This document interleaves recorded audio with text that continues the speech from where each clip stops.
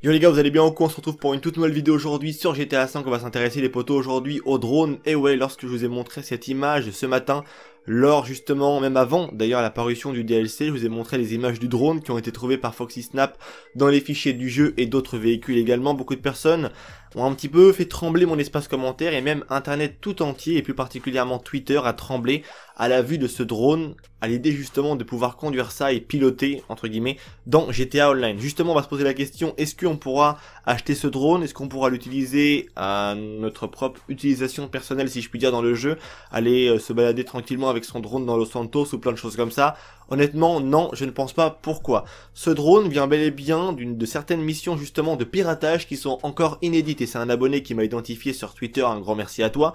Et ça nous vient donc de Félix qui nous montre justement les écrans des missions de piratage qui ne sont pas encore arrivées sur GTA Online et qui vont arriver prochainement dans les semaines à venir. Comme vous le savez maintenant, au fur et à mesure, c'est du compte-gouttes.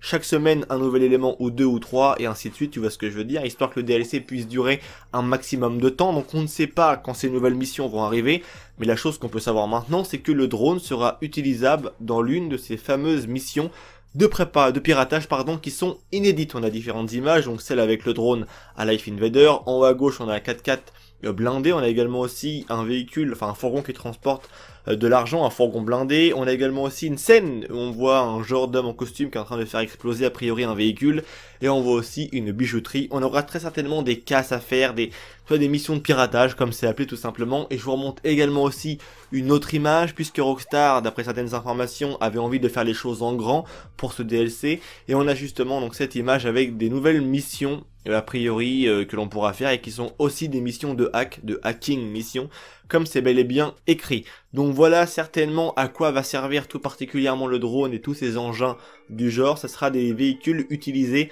entre guillemets exclusivement en mission, même si pour la plupart des véhicules, j'entends bien, qui sont accessibles sur internet, que l'on peut acheter sur divers sites et d'autres sites, tu vois ce que je veux dire. Eux, on peut les prendre et un peu les utiliser comme on veut sur GTA, mais je pense que le drone, très honnêtement, ça m'étonnerait qu'on puisse vraiment en faire ce que l'on veut.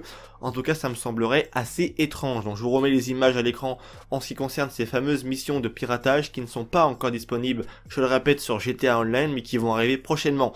Donc vous avez un peu entre guillemets une exclusivité, encore une fois de plus, sur ma chaîne, à savoir que ces missions vont arriver prochainement sur GTA Online. C'est tout pour cette vidéo, j'espère qu'elle vous aura plu. J'espère que vous aurez un petit peu plus de précision par rapport à ce petit drone et j'espère vous rapporter d'autres nouvelles informations très prochainement par rapport à ces nouveautés sur GTA Online. C'est tout pour cette vidéo, c'était Vince, prenez soin de vous, allez peace les gens.